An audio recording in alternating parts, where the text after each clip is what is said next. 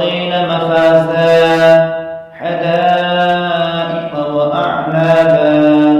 وكواعب أترابا وكأسا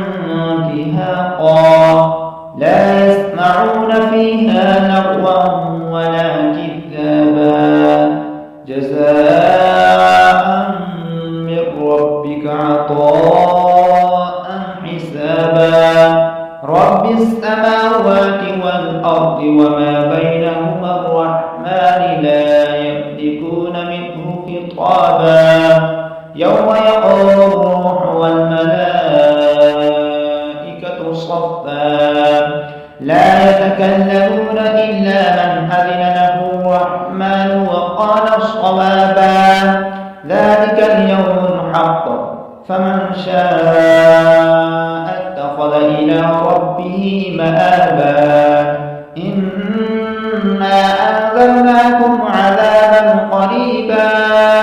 يوم ينظر المرء ما قدمت يداه ويقول